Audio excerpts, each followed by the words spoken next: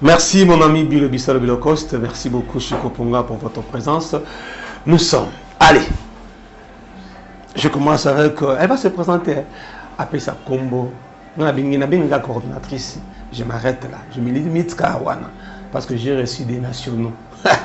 Des internationaux. Oh là là. Ministre de la Puissance. Ya. Merci, révérend évangéliste international Kizamina Kibila, mon père, apôtre, évangéliste. Il y a un biba international. Chico Ponga, tu as un biba international. Nabo qui est là, c'est un Nicolo. Waouh. Maman. Oui, papa. Mbote na yo. Mbote mingi, papa Dona. Waouh. Na salle de forme de comme la bus nga autour ka ba moto, ba taxi, ba avion, ba hélicoptère. Vraiment. Tout le cabine. Ils en ont terminé la plateau na biso. Ngai naza moi la puissance, maman Nelly Yemweni, moi ça papa bienvenue Yemweni. Oh les nous aza troisième pasteur dans Samba Yolo. Scato est vrai par la volonté de Dieu, par la volonté de notre papa. Ndesika toujours ça là musala nzambe. Na maman Nelly nazo accompagner musala nzambe na CA Elongo ya maman la biso Eli pe maman Henriette. On baza ba kamela biso na niveau à likolo. Voilà un peu. Notre yambi maman Nelly Yemweni, la coordinatrice de maman. Okay. National, international. Les deux, hein? Les deux. Waouh, donc vous avez les deux double brassard. Ah oui. Maman va pas ça. Ah, ok. Mais n'avez ça le bara. Azana bana ma passa. Bana molimo. Vraiment. Na bana nzoto. Ok. Ne yoboza international, na national. National. Je pense que nous avons passé des bons moments avec vous. Oui, par la grâce de Dieu, ça ira. Mais ça n'a pas mbote casse. Alors, je te salue, mon amour. Je suis là. Naïbi Goyakouti Gangana Arène, a commis très bien. Bisous de là où tu es. Très bien. Et M. Mani ma mère. Mère Mani n'est pas délicat pour les bisous.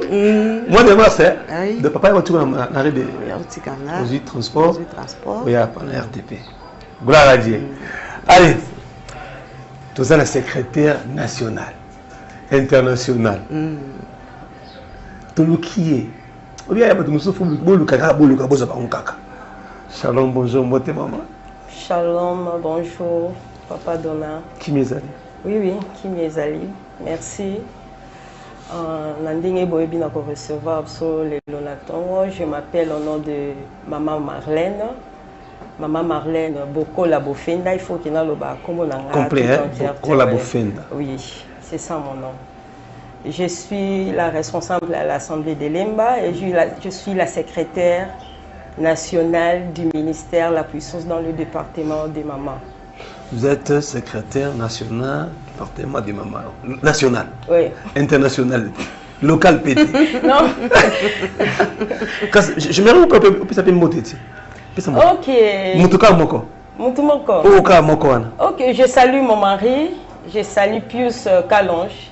Là où il est, il me voit. Je ne sais pas s'il est dispo maintenant là, mais je les salue. Quand même, il vous a accompagné même vous a accompagné quand même pour la moto vers l'arrêt. Non, lui. C'est pas le cas pour. Non, il est Azaki Kobimanae, Abimaki Koutou Avanga et puis on a Abimé juste après. Papa Abimé qui avant pour il faut être vraiment l'arrêt. Très bien. C'est avec nos mamans qui est aux côtés de décortiquer ma solo. Nous sommes au mois de mars, le mois qui est votre mois,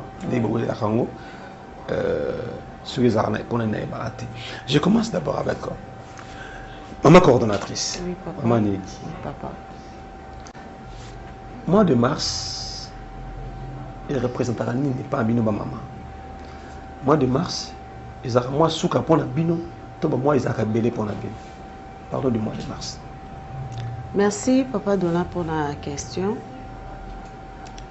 Mois de mars, c'est vrai que les lots, comme on a ampleur, mais biso ba maman, tout ça dans le mois de mars, c'était. Biso ba maman, c'est pour toute la vie, depuis notre création. Nous avons déjà mis coloniaux. Et ça, dans le mois de mars, c'était des sengeli, tobi misama kasi, toboto misama yele, tobi misanyo, son non. C'est toute la vie, nous tout ça sur terre. Ba moi ba sanza mikolo et puis ça me la biso déjà. Mais mois de mars, c'est une particularité parce que les mois oyo, ils ont permettre biso ba maman to ko émettre ba idée to ko talisa ba misala oyo basi basali ba expertise na misala o bango basali ba effort o basali mwasi akoka kokota na vie sociale, na vie économique, na vie à chaque jour par rapport à ndenge na kala ezalaka te.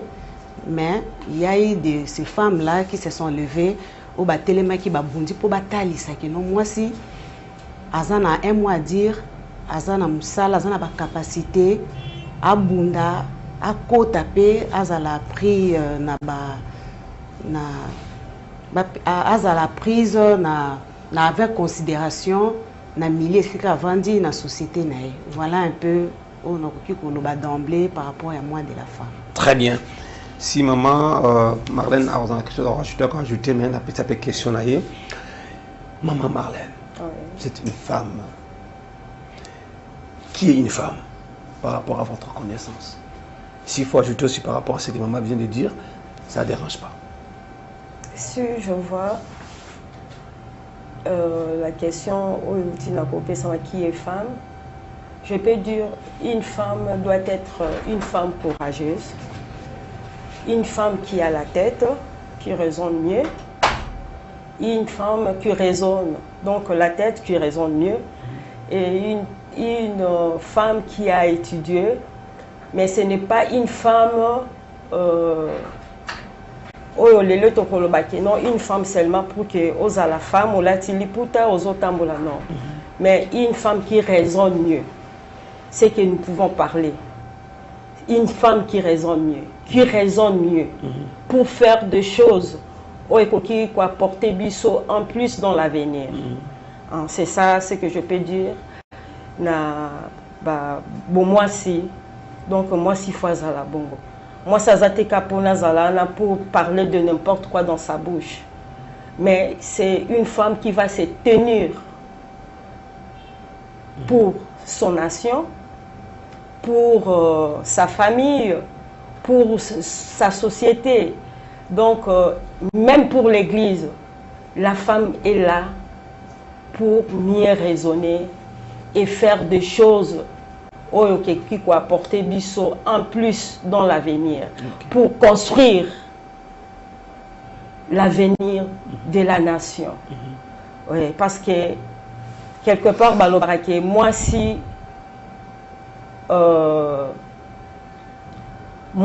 atongaka, moi si atongaka mbokate. Mais pour moi, je sais que la femme construit. Oui, la femme construit. Lorsqu'une femme s'élève, comme on parle dans la Bible, la femme de Déborah, oui, elle était juge. Hein? Elle était juge. Donc on a parlé que de la femme de Déborah. Une femme qui côté les mains pour se battre pour son pays. Oyo tango homme, donc chef yamboka bazala qui fatigué là. Mais il y avait une femme, Déborah, qui s'est élevée et à Télémaki, et c'est par là que Mboka et Zoaki est longa. Donc la femme aussi peut parler quelque chose et que Mboka peut et ça la sauver. La femme donne aussi la vie. Oui. La femme donne aussi la vie. C'est un peu ça que je peux dire. Très bien. Ah, vous comprenez que je suis en face des internationaux. Des internationaux. Aïe, aïe, aïe, aïe. Maman Nelly. Oui, papa. Donc, maman, à Fongoli, biso prêche à maman. Si on a d'autres versets, moko, ils ont qu'une canne, maman, autour de Baba, il faut l'appeler à sens. Proverbe chapitre 18, verset 22, qui dit: celui qui trouve une femme trouve le bonheur. Par rapport à ce qu'il m'a vient de dire, par rapport à ce verset, quand est-ce qu'on peut parler du bonheur? Trouver une femme, trouver le bonheur. Tu comprends? Merci beaucoup, papa. Partant à la création d'Abisso déjà dès le départ, lorsque Dieu a vu qu'il n'était pas bon que l'homme soit seul, vu ma responsabilité au Azalaki Nango, il a dit que je lui ferai une aide. Je lui ferai une aide. Aide wana eye ko apporter kimia na ba responsabilité au mobile Azalaki Nango. Eye ko assouplir, ko lembisa, ko pesa moi esengo, ko pesa esengo na vie mobile oyo. Azalaki déjà trop surchargé par ma responsabilité. Ya kopesa ba nyama ba kombo, ya kopesa telle chose, n'était beau, ya kobenga boy. Et Dieu a vu que ce n'était pas bon, il fallait que Natchelaye Musungi. Nous avons été créés à l'opposé de l'homme, tous différemment par rapport à notre création. Nous l'avons basali mwasi, na nous l'avons bayo sala mobali. Et tant mobali alalaki nzambe ayebaki na kosolo na mwasi ba point belé. Oyo kokaki kosala ke tout en étant à côté de cet homme-là, mobali wana azali épanoui. Mobali wana aibana ko jouir, mobali wana aibana ko avancer, à koufater mais à vivre, à exceller, développement et zanakati ya union wana. Donc la femme est en train de jouer un rôle majeur nakati ya vie ya mobali. Et c'est pourquoi vous verrez que moi si mobali ataza amabe, mais so rakuta na moi si ya malamu à vivre. À vivre. Mais vous verrez que dans la société où toza lelo, je l'ai toujours dit, je l'ai toujours constaté, moi ça za na motema ya munene ya ko supporter ba caprice, ba méchanceté, tous les mauvais caractères ya mobali. Des fois mobali aza na motema wana te. C'est de par notre création. Il y a un secret que Dieu a enfoui dans la femme. Et surtout ce qu'a yebi nzambe. Parce que lorsque vous avez la connaissance de Dieu, lorsque vous obéissez déjà à Dieu, lorsque vous avez un devoir na yo, lorsque vous avez que la femme a été créée pour l'homme, okoye bandeni ni ya ko faire face na ba fléau to pe na ba difficulté okoya. Parce que vous avez la connaissance, il y a rôle na yo, vous avez la connaissance, il y a parole. Et molimo santo na kati na yo et ko permettre yo oye bana ko poser ba acte moko responsable. Parce que to lobi moi si femme, c'est que ça cette femme là a atteint une certaine maturité. Ba lobi te que qui trouve une fille, mais qui trouve une femme. C'est que cette femme là a ebi ba devoir na ye, a ebi ba responsabilité na ye, a ebi rôle na ye na pembeni ya mutu oyo azana ye. Et c'est comme ça que par la grâce de Dieu, animé du Saint-Esprit, moi si wana akozala kimia, akozala carité, mais akozala solution, akozala bonheur na kati ya ndako. Bonheur eza mbongo te, baza pe na bambongo na mituka bandako, mais kimia oyo sengeli azwa auprès ya molongani na ye ya conjoint na ye. Soki moi si wana aza enseigné te, aza cité na liloba nzambe, ekozala difficile apesa ngo mobali wana. De c'est par là que tu peux intervenir que la femme sage bâtie et pourtant l'essentiel la renverse. Cet essentiel là c'est parce qu'il n'a pas Dieu, il n'a pas le Saint-Esprit, il n'a pas la parole et elle ne craint pas Dieu et c'est pourquoi ils ont ça là qui a posé un acte où ils ont contraire, il y a les lobato et contraire, il y a parole. Voilà un peu ce que je peux dire par rapport à la question. Vous avez toujours la parole. Maintenant, la différence qui existe entre femmes et filles. Parce que tant que vous avez moi des côtés, mais bonne différence, qui est la femme et puis qui est la fille. Oui, comme je l'ai dit tout à l'heure, moi, fille, aza ou atteindre nous a commis majorité, aza moana, a commis accéder dans la phase ya cause à la maturité, à connaissance. Par rapport à la loi, vraiment la constitution, tant que babengi moi si babengi mutu a commis majeur, c'est parce qu'il a atteint 18 ans évolue. Donc cela veut dire 18 ans plus un jour a dépassé en gros a commis majeur. À ce stade-là, la femme lorsqu'elle atteint l'âge de 18 ans révolu déjà, elle est capable de poser des actes, elle est capable de se marier, elle est capable de travailler. Dans la société, ça a une responsabilité. C'est là, et au niveau, il y a une responsabilité. Même fille, jusqu'à là, il y a autorité à mes parents, baza ko orienté, baza ko talisa nzela, azana nous y bon capable de faire des décisions, il y a poser des actes, tout peut y bala. Non non, à ce stade-là, il faut enseigner, il faut éduquer, il faut tangisaï. Mais la femme, c'est quelqu'un qui est déjà mature, qui est capable de poser, de prendre des décisions, de travailler, de se diriger de soi-même, par soi-même aussi. Voilà. Très bien. Maman Marlène, j'aime votre complicité là. Maman, on t'explique la différence entre femme et fille. Mais là, nous avons le même contexte. Mais aujourd'hui, nous avons de filles mères. Une fille de 17 ans, de 16 ans, elle a mis balai. Elle a mis ça. Elle a combien d'adultes, n'est-ce pas? Oui. Elle est encore fille. Mais elle va avoir un poids comme femme. Parce que déjà, à 16 ans, déjà, elle a ban. Il y a un peu moins, elle a un ban.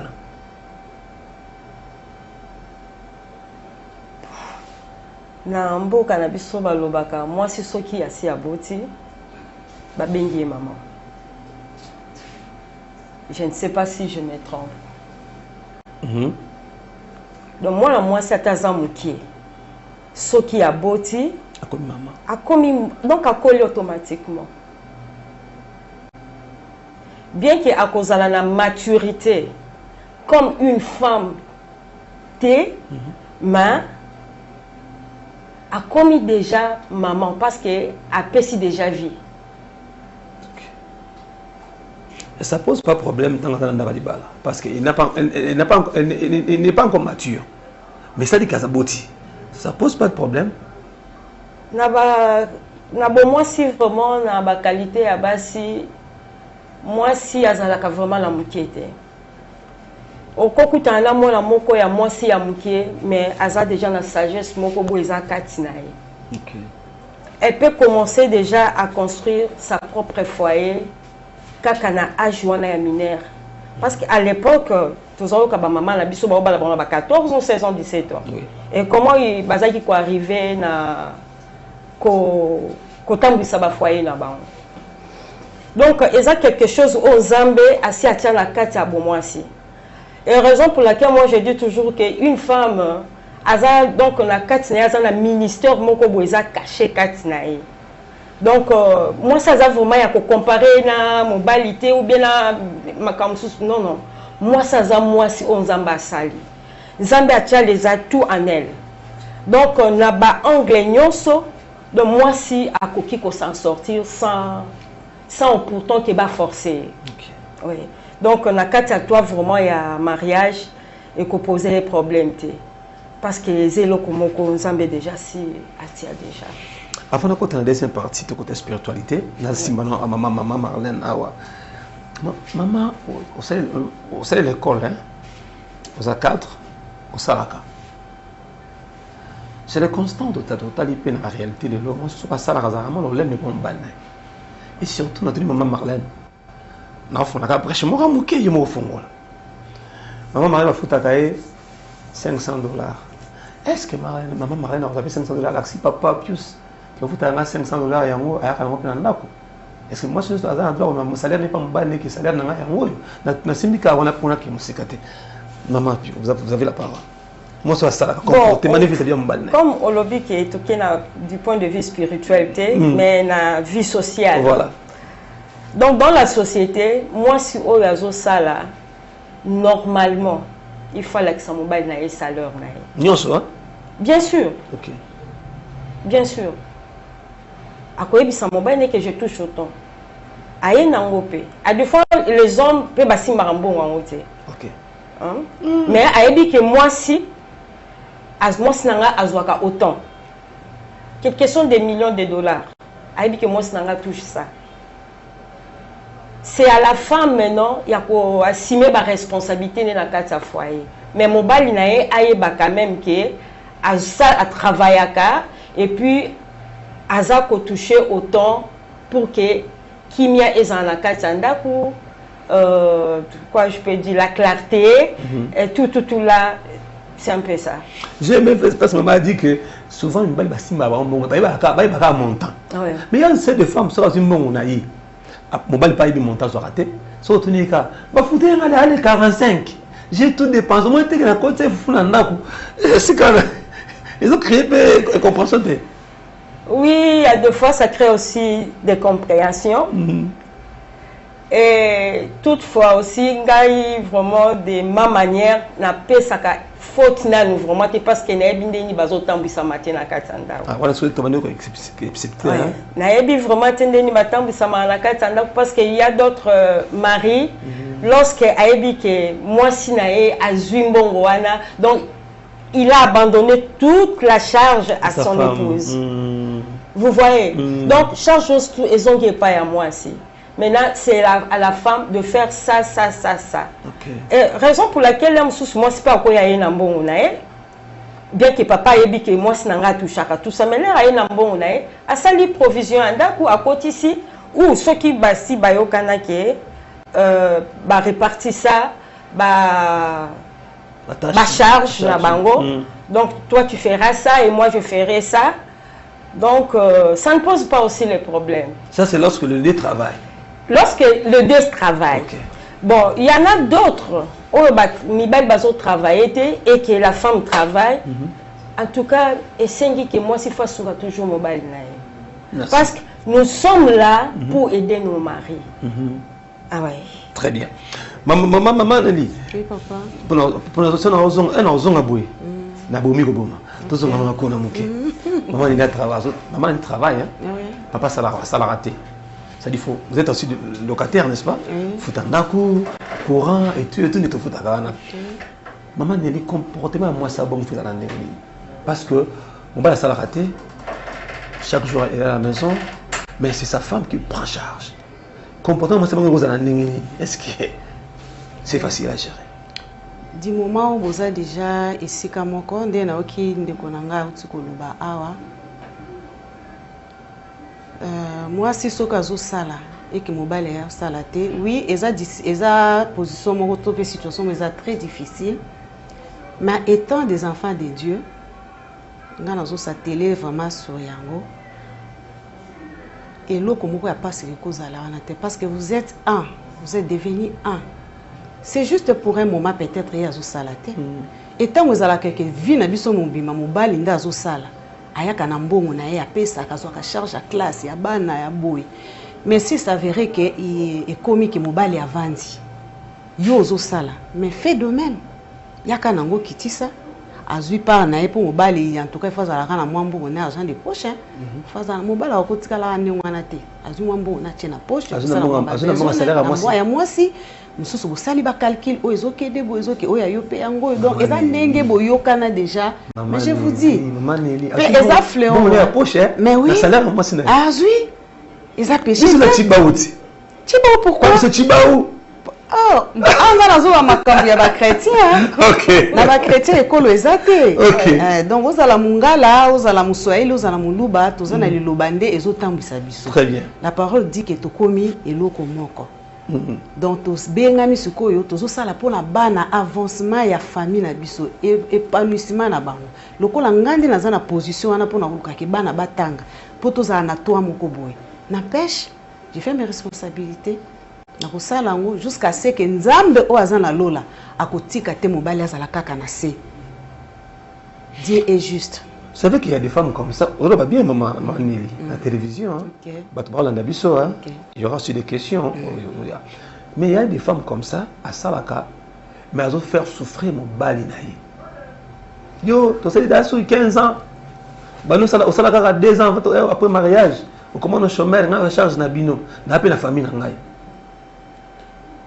L'éducation doit intervenir dans le Katuana. Le lenge bo définit ça, bolingo na bino pe relation na bino lorsque bo bandaki dès le départ. Source na bino, débit na bino ezandingi ni bandaki ndingini. Eza ba problème on nenga vraiment na sala na bureau, eza ba problème o yaka mingi pe bandeko na biso ba sala ngo.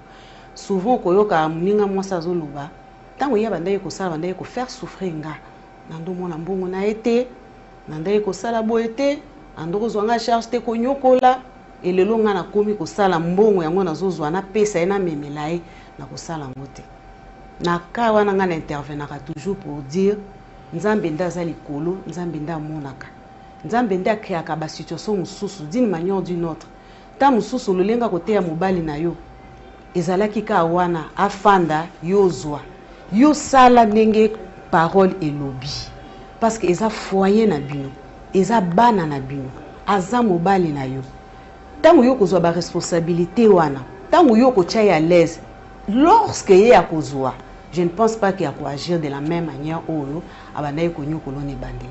Il y aura toujours un enseignement, il y aura toujours un changement où il faut se créer na kati na ye à comprendre que nous celle-ci c'est la femme de ma vie. Sagesse né en moi. Sagesse né en moi. Merci maman Nelly, merci maman Marlène. Je pense que vous en avez dans le calme, qui n'est malem et qui n'est malem et bien kimia pour que tout le monde, surtout les mamans qui nous suivent, basoient quelque chose de très important dans l'émission de l'autre, on a tranché à l'eau. C'est pourquoi tout le monde va international. International. On a aussi le pas de bêta match. Tu as un barrage au bêta un mois de mars. Dans n'importe quel joueur. Oh, le Koya Vita, oh, Imanate, oh, Mazembe, Vandana. Tout le monde va international. Bakambu, Potubi qui sont bien côté. N'a pas le logo pour ça. Bon, c'est bien là. Deuxième partie. Maman Marlène, servante de l'Éternel, Rosalie, hein, c'est la Ranzambe. Comportement il y a une femme servante de Dieu. À cause pendant qu'elle a exercé le ministère vis-à-vis de la famille, vis-à-vis de la société, vis-à-vis de l'Ecclésia. Parce que la maman, la servante de Dieu, comportement moi si, c'est la Ranzambe à cause moi si oyo abengami azosalela nzambe na kati ya etonga akoza il faut azala une femme exemplaire, une femme modèle, une femme ou azali soumise, une femme qui a un grand cœur, une femme qui supporte. Parce que lorsque Bengami servante de Dieu, tu vas recevoir beaucoup de choses. Et ça n'a pas oyo bakolingayo, tout comme bamsus bakolingayo te. Mais tel que toi tu es là, tu es comme une mère. Alors tu vas savoir comment yakoye bako rassembler bango nyonso komema bango na kati ya motema na yo. Ozana ente kati na yo, ozala na compassion. Ozala na amour okoyeba na ko pesa na kati ya société même dans l'église hein? Okay. Oui, dans l'église, si je peux parler dans l'église, il faut cet amour là. Il faut avoir aussi la compassion. Na kati ya famille, une mère, une femme servante. Donc akozala toujours modèle pour la mobile nae et puis pour la bana nae. Accompagner mobile nae na tango ya faiblesse na tango pe ya makasi donc linga c'est un peu compliqué aussi là donc accompagner mobile nae na ba niveau nyonso et bana nae à faire voir bango que nous sommes de chrétiens. Alors faut to ba to tambola boy bien que bana ya lelo yozo ko éduquer na ndaku na libanda pe baza ko zwa mususu na l'école tout ça mais Nzambe oyo to bondelaka, il est juste. Même si moi n'en ai aucun loté, du fait que toi, une mère, une servante de Dieu, tu es en train de parler à tout moment à tes enfants, à les instruire. Et demain ou après-demain, moi, n'a raison. Bah non. Même si à Tambola, bah non. Notre maman disait, notre maman parlait. Et dans ces cas-là, donc il y a beaucoup de sagesse. Oui, tous aussi amour, parce que lorsque vous avez l'amour, vous avez la capacité à transmettre même dans la société là où tu travailles. Donc, il faut avoir cette humilité aussi. Oui, L'orgueil, ça ne paye pas. Même si on a un grand titre, comment ce qu'on a humble, en tout cas, on a et puis, dans la société, dans l'église, au moins, ma surtout, et par amour de Dieu. Servante de l'Éternel que vous êtes, pourquoi balobaka bana na bino ba pasteur, ba servante de Dieu, ba toujours mal éduqué. Au moins bana ba pasteur, le quoi ba maman boye, maman za wana pas une église, donc c'est souki à salamé surtout, mais a ozo temps formaté pour na occuper bana na yemoko oya boti. Mon maman za toujours na ministère, aza boye akekotia ba bengi singa boye, mais bana na yemoko oyoka ba sentaki mwana na yemoko soulard, mwana na yemoko kunula. Moi, je suis étant maman pasteur. Est-ce pourquoi vous avez un comportement tant que vous pouvez savoir que vous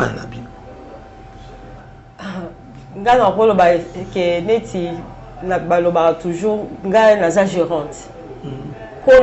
C'est Dieu. C'est Dieu qui donne les enfants. Il m'a donné juste les capacités. Il y a comment instruire bana,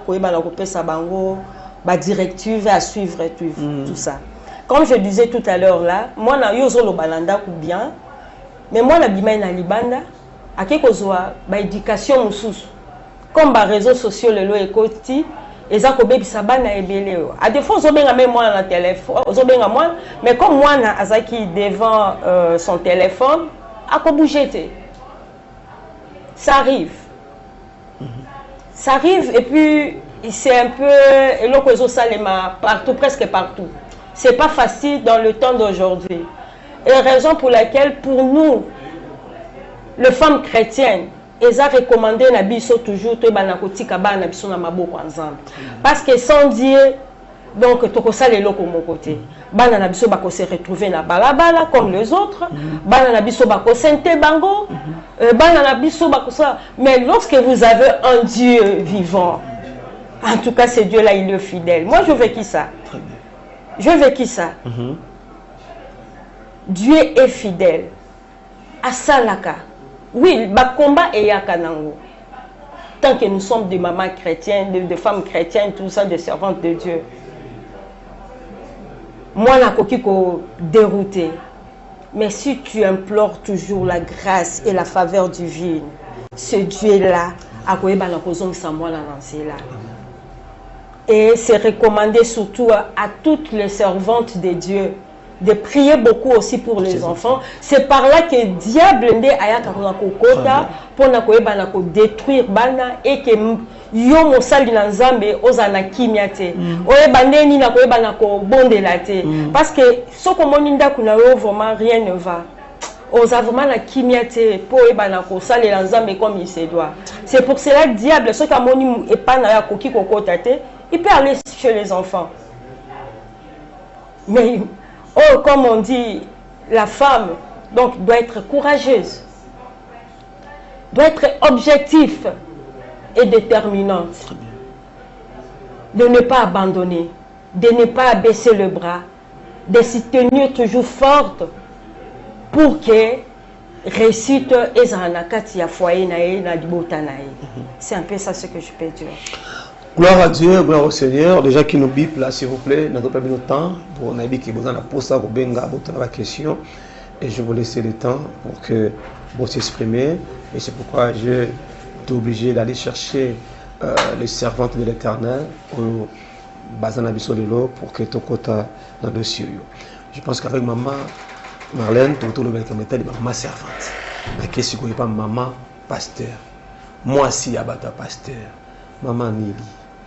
Ba pasteur belé bazaka na nguya baka na makokia ko sala ba ministère na mona kimia mosusu avina au célibataire azeko œuvre na très bien katanga bali mostanga ki bala lakini no bien ebandeli wana erika ba boti abimisi maseki ya baluba ya bangala ya baswali ya bayaka. Et l'autre se trouvait que beaucoup des hommes de Dieu ministère Koufi, beaucoup des hommes de Dieu Bakufi Karabongo sans trace, basu basu ba AVC à cause ya basi oyo ba balaki. Osa mama sa pasteur. Comportement ni o masa pasteur ozanango vis-à-vis ya ministère mbali nae, vis-à-vis ya mobali lokola mobali nae, pe ya église mobali ya okamba.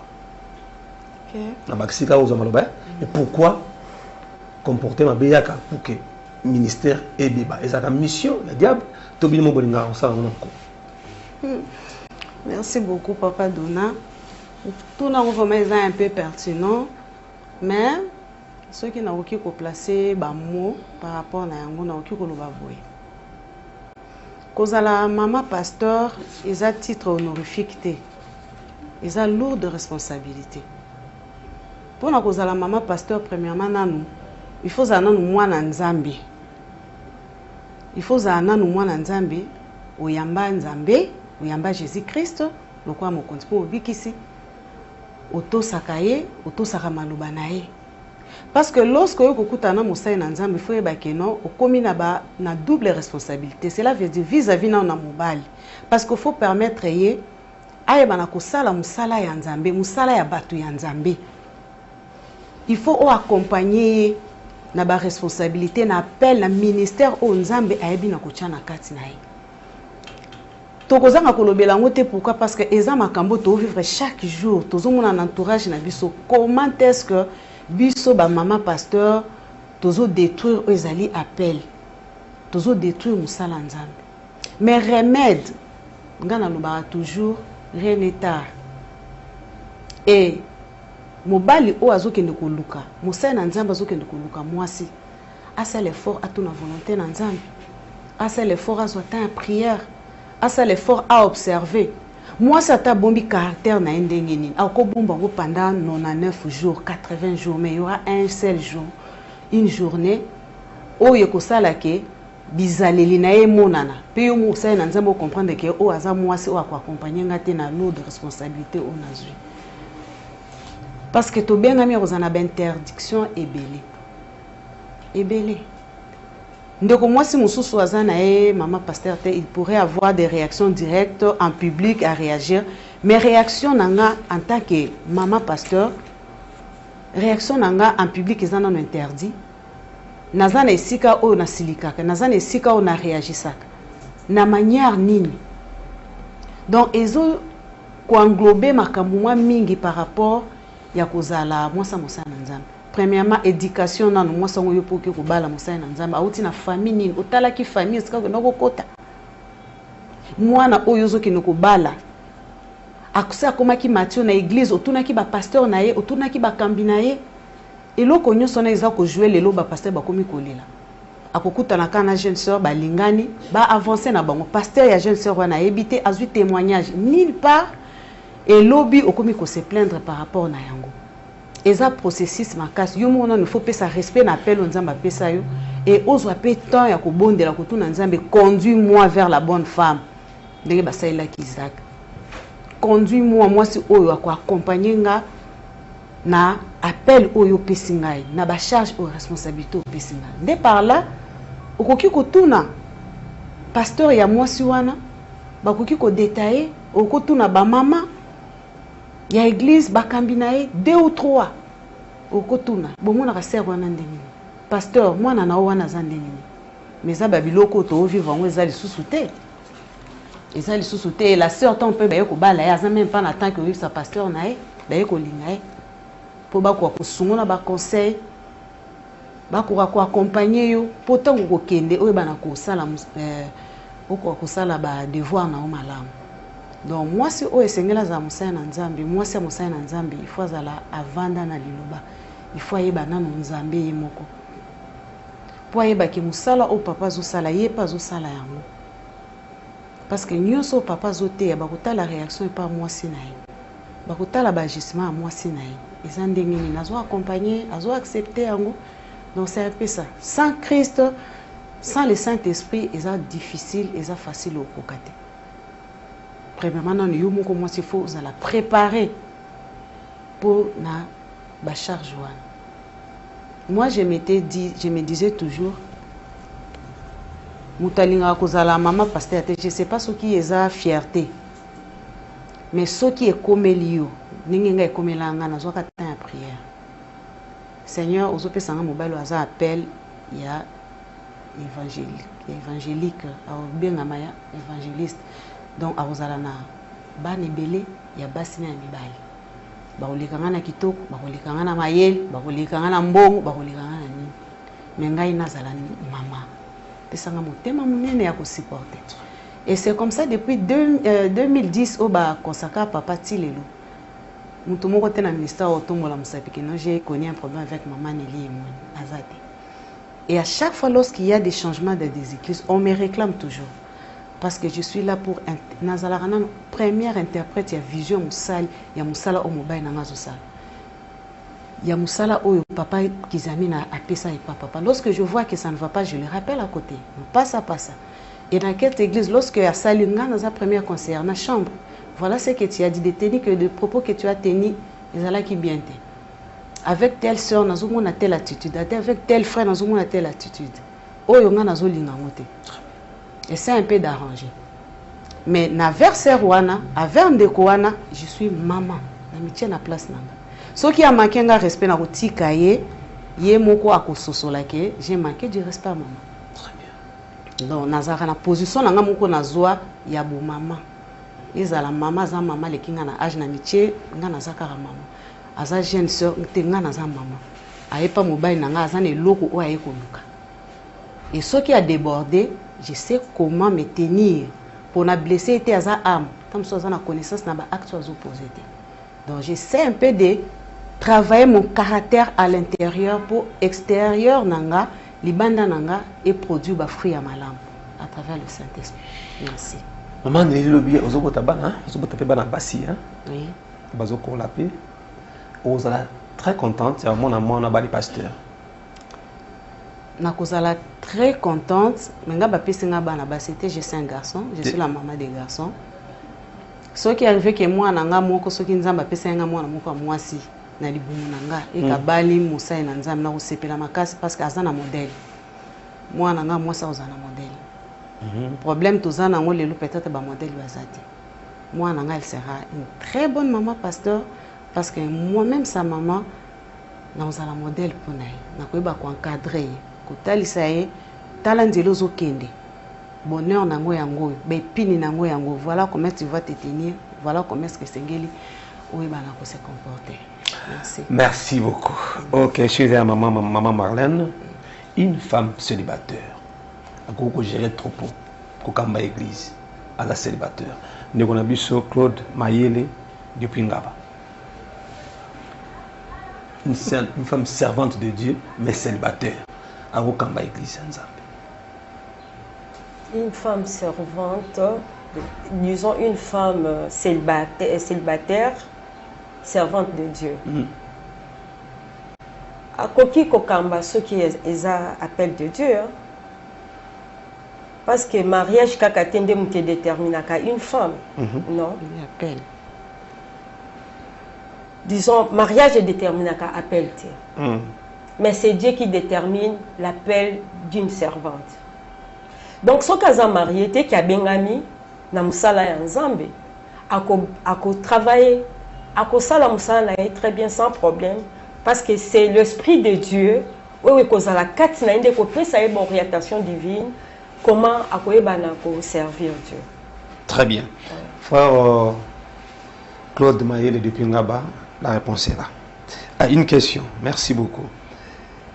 Question destinée à maman Nelly, qu'elle fasse la différence entre une femme sage et insensée dans un couple en général sur les aspects comportement. La différence entre une femme sage et insensée. Je dirais que la femme sage, on l'a décrit dans la Bible.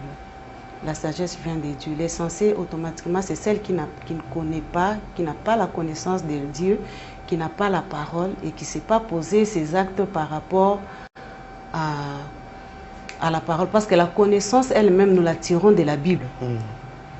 Voilà. Nous la tirons dans la Bible. Cette sagesse que oh biso tozana on lelo to tira on la Bible. To tira on la Bible. To senya on nzambi. Et en lisant la parole, nde tozo koma sage. Tozo yeba ke eloko oyo nzamba lingi yango te eloko lo banzambe permettre te. Voilà un peu. Ndeko Blanchard. Blanchard le roi depuis Bandal. est-ce qu'un chrétien, il faut parler moi aussi, un chrétien, pourquoi pas d'autres religions? Donc, on a un aponyme, on a un aponyme, on a un Maman Marlène. Donc, moi, si mon Christ, on va la mon chrétien, donc on va la paix religion, mon sous. Le roi, la question est passée. Moi, là, moi, si chrétienne. C'est mis à bas la chrétienne. Parce que ceux qui ont la religion, balobi batumi baleso ba otambola même chemin et que baza na vision mon côté ba ko ba na ko réussir. Et puis surtout que nous les chrétiens et d'autres religions nous confessons pas même Dieu. Nous confessons pas même Dieu. Alors, ils ont recommandé à une femme chrétienne de se marier avec un chrétien. C'est un peu ça. Maman pasteur, pose la question à Tony. Ah oui, maman a na ligne moko ya malam. Ils bien. Seulement que si on est toujours ça là-bas mélange un peu trop parce que lorsque vous en Nzambe mon côté, vous en aperçu mon côté, il y a vision. Cela va créer beaucoup de désincompréhension. Malam mutuna mutati kala na domaine nae vous allez lo moura malam. Topé na croyance nae et ko sunga et ko éviter bino ba problème ba incompréhension na kati na couple. Merci. Maman bénie depuis Selembao. On a pas maman pasteur. Maman pasteur. Est-ce que maman pasteur a besoin na bekiri? Ya maman paye ba pakan. Non. Te akoki ozana bekiri te. Ma pasteur kozana bekiri te. Akoki nde côté ya. Esika kuti ba pagono bazali amemi liloba akoki ko approcher bango pour juste partager la parole et à arriver à convaincre bango. Que à chaque fois et comme esika na au lieu na yo ya okino kovanda ya kobetaka masolo. Non. Et vous allez malamte. Merci maman Béni, je réponse na yo hein. Nekolo biso grec Luamba. Pourquoi les femmes travailleuses font le choix des hommes pour se marier? Ah, on a fait notre maman secrétaire. Moi, c'est national. Oui. Pour nous, basi basala. Bazarana choix ou balaka balu basepe na bona bam. Mais normalement, mariage est à choix. Ceux qui ont sali choix malamuté. Au coco ya na kati ya libulo. Donc premièrement, il faut ça d'abord choix. Moutonyo soit en abagour. Na ba couleur oyo a préféré kanamo. Et lorsque je vais me marier, il faut décrire aussi un homme où on a partager durant toute ma vie parce que les balles eza éphémère hein. Et les balles les lokomoko o eza ko umela toza ko umela na o ezo kendo kabolepso jusqu'à la mort. Alors o ba nani o ko fanda nae. Donc ce n'est pas vraiment donné à ya mutu na mwasi kaka ok okoti donc okuti mobali ok un voyou là okuti na balabala bossa nevi beaucoup partager na eni. L'homme de Dieu numéro ya maman ce qu'on a pour ça nango benganga na sima émission na après ça bien numéro avant pour ça conseil à maman mais numéro bozongo sima soit na numéro dans la télévision soit bien la sima émission na après ça bien numéro il y a maman comme ça ou te poser question na yo.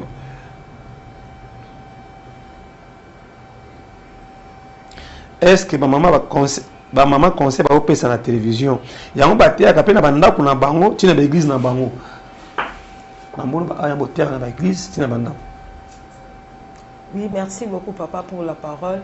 En tout cas, ezaka ya onde tolobaka. C'est pas Jonathan. Ya okande tolobaka.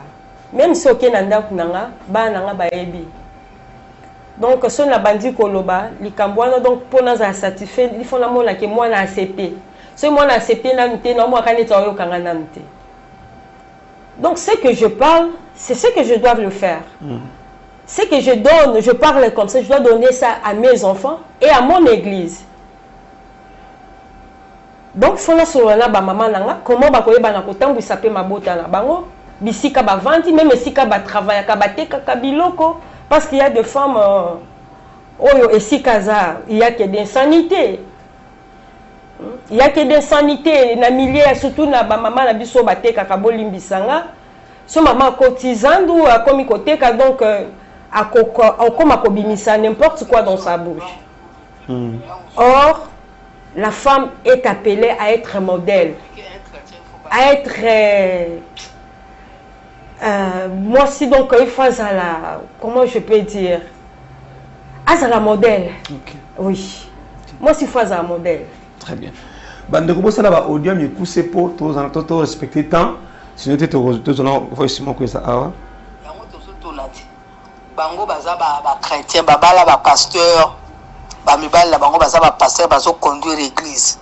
En tant que baza ba chrétienne, ba yebisa biso comportement oyo bango ba maman pasteur d'abord bazo ko afficher na kati ya l'église ya Nzambe par rapport ya ki chrétienne na bango. Surtout tant na l'église ebele ba foyer ba pasteur ezali menacé na baso bango babala kawana. Baso na baye ko détruire ba ministère.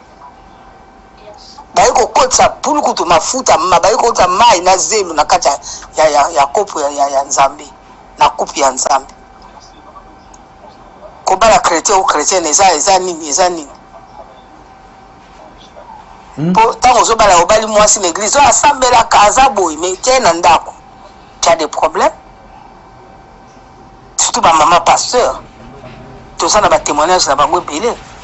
Quand la télévision est ça va comportement automobile quand ba maman ou ba panda qui ministère ba basi ba Denis Lesi basi ba nani ya basi ba Sony Kafuta ba maman Deti ba maman ya Dinabal ba maman ya Fepako maman moi ça passait à Dinabal ministère na bango basi na bango ndenge ba conduire mibali na bango ba maman Deti wana ti lelo ba pasteur ba komi international ba maman pasteur o ya lelo yo o ba tanga ba sa ba chrétien ba ba zo meni ministère mbele ba ndenge wana papa bon mais c'est comment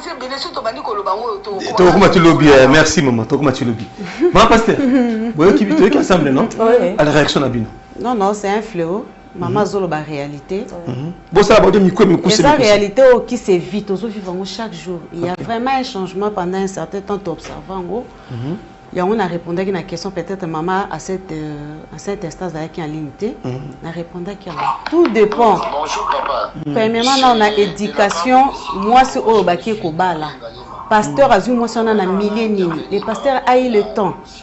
Il y a consulter Nzambe. Il y a ça l'étude sur moi sinaï. C'est ça. Pourquoi bala moi si wapi pour ya ko memelango. Pour ya ko memela batu na église. Ozu moi si wana wapi. Ozu na milliers nini. Pour les lois ko présenter as ko accompagner na kati appel na kati ministère na yo. C'est un sérieux problème. Et les lots peut-être monte mémé libiso lo tozolo ba émancipation la femme basi ba tokomi ko sala ndako zotika le pana nani. Qui fait l'éducation parce que c'est la femme qui doit éduquer. Les lots bana biso bazo ke na mariage bozo baka pour na ba pasteur. Mais ça ba problème ça sérieux ça se poser na kat na ba couple. Bana basi basé éduquer. Qui doit éduquer cette femme là lorsque la maman est allée au travail? Et maman sera ke musala tango azozonga ndako. Elle fait quoi de ses enfants? Maintenant de tozo vivre. Moi, si on a besoin de moi, si on a besoin de pasteur, besoin de milliers, besoin de sikani. Moi, j'ai témoigné ma vie. Parce que c'est un peu compliqué. Très bien. Maman Marlène. Oui, mariage est un cabo aussi pas ensemble. Donc tu peux pas dire la chose qui chrétien moi pas la musulman ça t'es musulman vraiment chrétien on est comme idolâtrie. Ils ont raté. On attend souci. Nous sommes dans le temps de la grâce.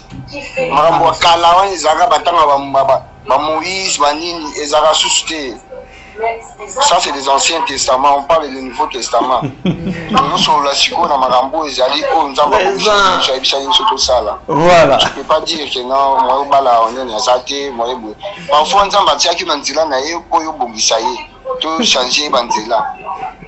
Moi, je suis contre. D'accord. Mon ami a bien à contre, donc, Alanis m'a contre. Dans tous les messages, mon soso. Bonjour papa. na plus siko ona nini ba mama pasteur bazala mitema Pona ni mama pasteur kana wapi pour presque ba mama pasteur nyonso bazala mitema mabe mitema mabe wana omona mobali na sa mutema malamu na ye caractère na ye biso bibi ya banzimi eza mitema mabe eza ya bongo pa kwani mama pasteur bona problème ne bona bandimi siko ba bomba on se retebe ils ont pesa biso temps toyoka poni bozala mitema mabe boye ndenge mutalobi ngaita.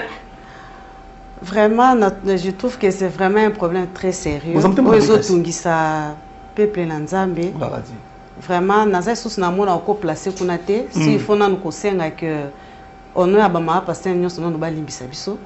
Donc donc on attend il y a qu'au travailler être intérieur tout se dépouiller dans intérieurement. Moli mo sang toi sala musala na kati na biso. Poto ko plaire bino na niveau oyo bino bozo lingela. Je trouve que ça vraiment problème, ils ont souci ou ils ont dérangé. Souci na bino, ils ont kotuka biso te, mais souci na bino bolingi to ça to améliorer le lingue na biso, to répondre na ba attente na bino na ba besoin. Donc vous avez la maman moko, vous avez une image d'une femme. Oh nenge proverbe 31 pesi biso. La femme vertueuse. Na moni vous na besoin nango. Et bocha biso na prière. Na biso moko to kokate. Mais à travers vos prières, chaque fois que vous avez la carte, vous avez sunga ba maman passer na biso. Vous avez taillé ba maman na biso, ba maman passer na biso, ba prière na bino ko koma d'une manière ou d'une autre. To ko atteindre seuil wana, to ko atteindre niveau wana. J'espère que vous allez tous décider. Très bien. En tout cas, to yo kibino. Ndeko fiston, nazo tuna mutuna kwa maman Marlène. Yende une servante de Dieu. To la la. Maman Marlène. Gaye. On dit que la Bible est serment de l'Éternel, si tout ce que nous dit, l'église est fière, dictature. Et puis, est-ce que maman pasteur, moi si, à quoi pour qu'on aille bas pour bénir mariage. Quand vous allez fière, vous avez la dictature. Je peux dire c'est sûr, maman pasteur à cause de la dictatrice, à cause de la orgueilleusité. Parce que la Bible même, elle dit que l'orgueil précède la chute. Très bien. Donc moi, dans Nzambe en soi, à côté de moi, parce que Oyoyoza, c'est Dieu qui t'a donné la forme. Donc tu étais comme on dit, tu étais comme argile dans la main des potiers. Donc tu étais sans forme. Dieu t'a pris à tailler et puis à pécher forme.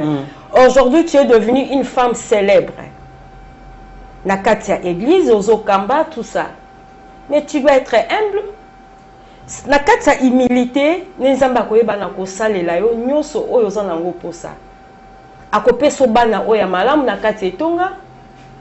Et puis koyeba kosalela Nzambe na kimia. Quel que soit les fléaux, Dieu sera là pour toi. Mais ce que me mis lolendo etonga kokende libosote. Parce que lui-même Dieu azako se retrouver kunate. C'est un peu ça. Nos fiston, je pense que mais c'est le côté belé tant peu que Nabiso, je pense que il y a tout temps y a un côté, tu peux sa maman même à la prochaine tu inviter ba on sur un plateau, ba qu'on répondre na ba préoccupation surtout ba c'est pas pasteur. Maman, maman Nelly, vous avez un problème Vraiment. Avec l'église. Surtout la vérité bien bon l'église na biso lelo. Vraiment. Ça va pasteur. La prochaine fois, il y a commence à passer. Maman, elle est servant de l'Éternel. Tout ce qu'il faire il faut le Abika. Mais Boza le ministère de la puissance de Jésus-Christ, pas pourquoi Boza visible était bien européen avec ces matières, les leçons qu'il vous donnez ici. Mais tout le monde a été bobimisa ba maman ya ministère liboso to yoka ekona bino bozalaka na yolo bozalaka na livre bozalaka na matete bozalaka na ngaba bovene ba parole na 4000 aussi longtemps que bozana na chaîne ko la RTP il sala bino bolika na RTP te bobimisa mambo bobimisa ko banga to banga ba ndeke famille na bino na on a fait notre maman pasteur parce que bato pambolama mais aussi ça on a 4000 ba parole na bino c'est l'île na bino. La question de quoi bâtonner sur bateau dans la bobanga ba ndeka famille ba benda bino singa bende Jamais.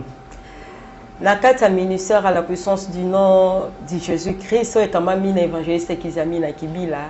C'est une grande ministère. Ok. Donc, ils ont la maman, une femme puissante, basali. Donc, pour la kobima la télévision, ils ont kobangate. Mais c'est juste le temps. Ok. Et l'opportunité. Donc, tant lorsque pesa melibiso, tokomonana. Tant que babengi biso tokoya pour na kosala, ils ont musala ya nzambe. Ils ont ya bisote. Ils ont ni musala ya évangéliste kizamina. Mais c'est le travail de Dieu. Et nanzela nae pe batunde bazako bika, nanzela nae batu bazako kangolama ko pambolama même. C'est un peu ça. Maman Aza secrétaire national, international à l'église, il y a un ministère de quand on a comportement, il y a un ministère. Au bien au Kamba, il y a un maman. Message nous peut savoir au mois de mars. Bazala n'engeni. Parce que nous avons plusieurs communautés. Nous avons différentes mamans. Malaki c'est pas qui ça. Mais quel vrai message nous peut savoir surtout dans maman et ministère de la puissance. Dans une secrétaire maman lelo. Dans le maman la biso et un ministère à la puissance partout, Bozako s'est retrouvé. Na Kinshasa, comme en Europe, aux États-Unis, ici au Congo, en Afrique. Na banza bozo landa biso. Biso, ba maman, to sengeli toujours tous un modèle. Tous à la autonome. Donc moi si oazo sala makambu ya malamu pona ye moko pe pona famille pona société pona nation jamais za moi si moko oza terre à terre non oza la moi si moko aza forte oza la moi si oyo azana ba idée oyo eza kopesa ke mboka etongama etonga ya nzambe ekende liboso. Na kati ya église ba maman na biso totikala toujours ba maman modèle tozala na kati ya humilité to banga nzambe to salela nzambe avec tout dévouement et c'est par là que Dieu va nous bénir. Oh mona ki lelo te maman, je peux te demander seulement de rester là où tu es. Rester là comme Habakkuk alobi ke tikaliwana la poste jusqu'à ce que Dieu va le bénir. Donc yo tikala kakawana na modèle na yo. Ce que je peux demander encore que si ozaki kotambola malamu te maman, c'est le moment. Il y a eu autant qu'une femme oyebana kozala modèle au changer, ozala un peu objectif. Oyebana ozala déterminé na makambu nyonso ozosa na vie na yo. Na kati ya église, na kati ya foyer na yo, na kati ya société. Olakisa bizaleli ya malamu. Ozala courageuse. Il faut la courageuse.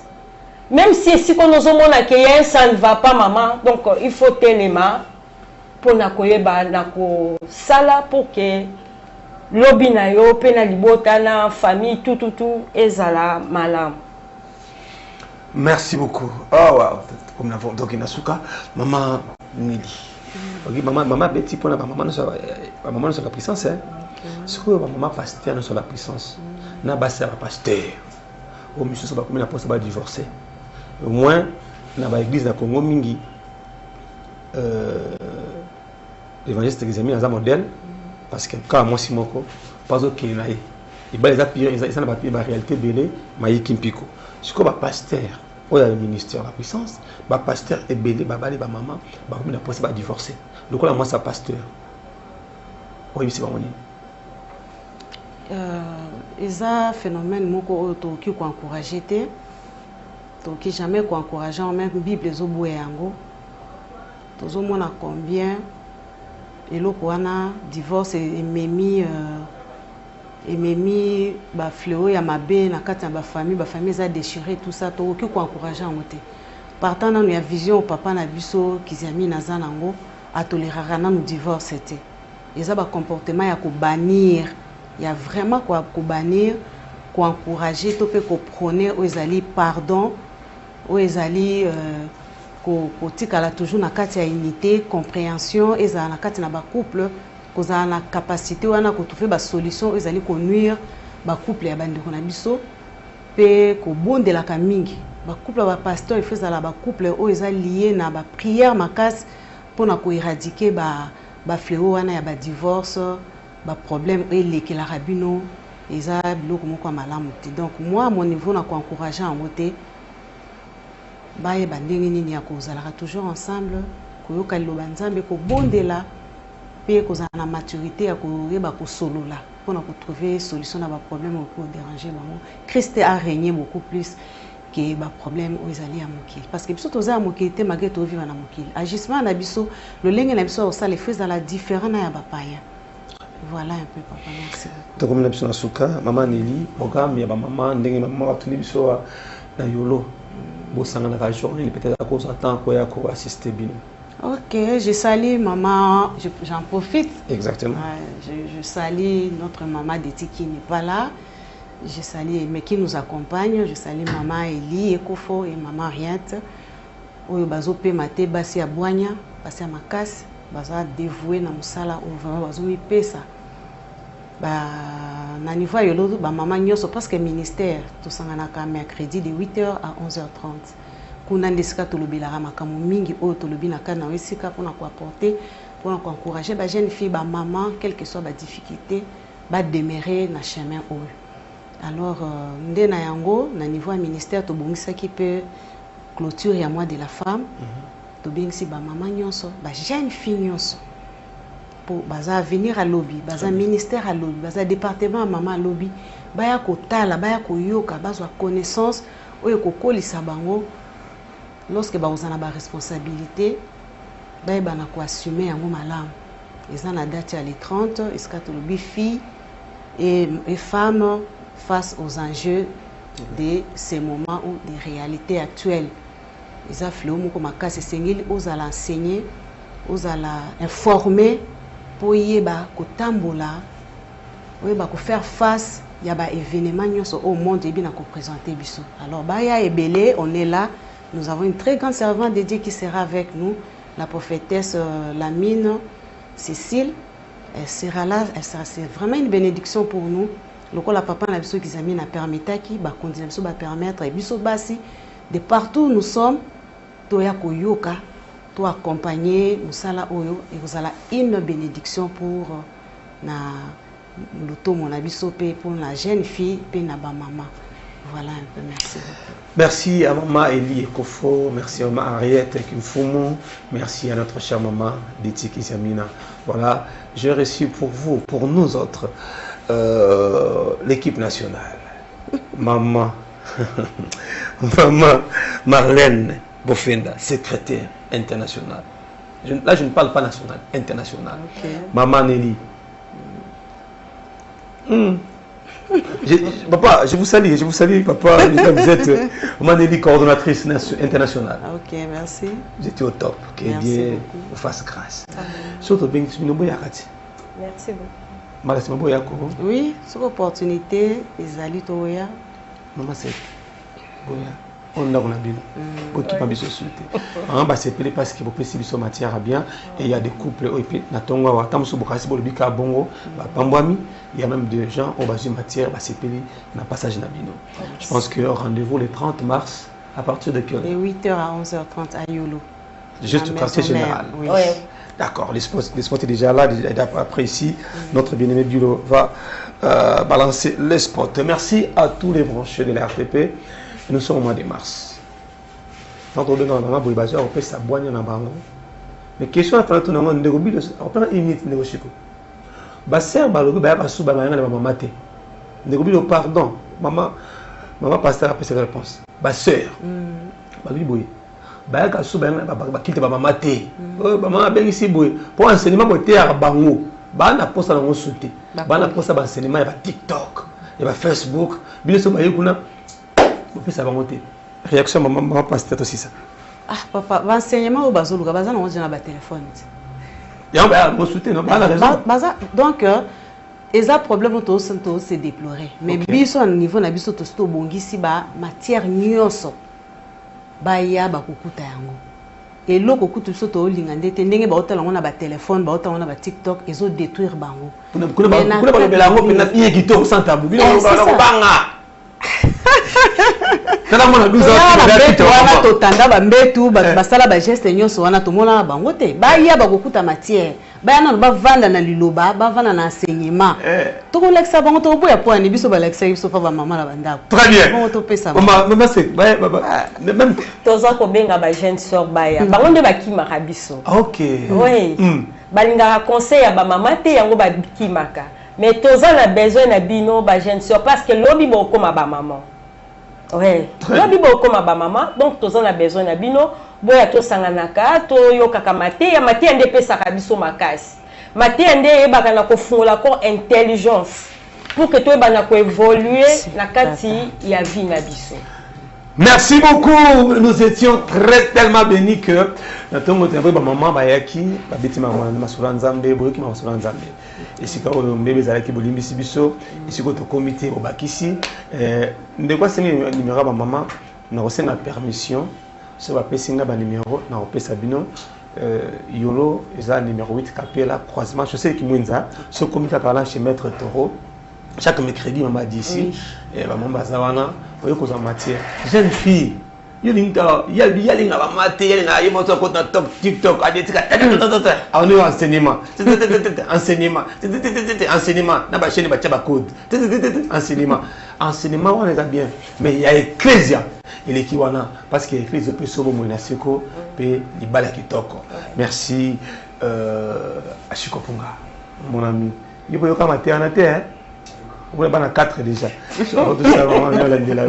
Merci Ndeko Bilo Bisalou, merci Naya Dodé Kanza, merci mon ami Thierry Kapena, merci à mon frère bien-aimé Levi Kalengai, à sa branche à la biche Nandaku, Yasso Nandaku TV Mobile Mazan. Merci beaucoup Ndeko Levi Kalengai, merci à Madame Kati Massini, une femme vertueuse, une femme sage, bâtie sa maison, 3e épisode. Merci à vous et respect à Papa Jimbo, tu fais un bon travail. Merci à Papa Jimba Misaël. Il est venu Susukuna, Yoka Matea Kitoko. Tant Kitoko Kimia. Allez, reverrons l'homme de Dieu, l'homme de feu, l'évangéliste international, Kizemina Kibila. Voilà. Moussala Kitoko Yango Salami. On va le Kitoko pour le Kumunako. Nakangi Bamou. Mois de mars, toi, mois d'avril, toi, Soba Kimina Fundiba. Restez branchés. Maman Eli Ekofo. To sepeli pour permettre que maman baya baye musala TikTok nzambe afamola bino to kutena bino mikolo mizali koya ensemble na ba invité sur peut être sika ba kopamola mama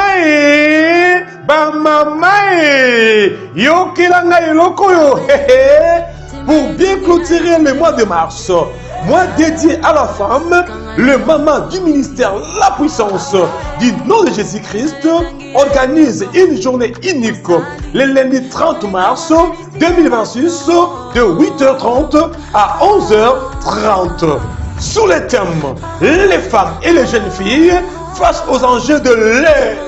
Maman Kozangate Yaka Koyokamate avec les oratrices comme Maman Eli Ekofo, Maman Ariette Kimfumu et l'autre de l'événement, la prophétesse Cécile Lamine à la musique. Chorale de Maman Kindele, chorale de Maman Yolo, Kerarchal,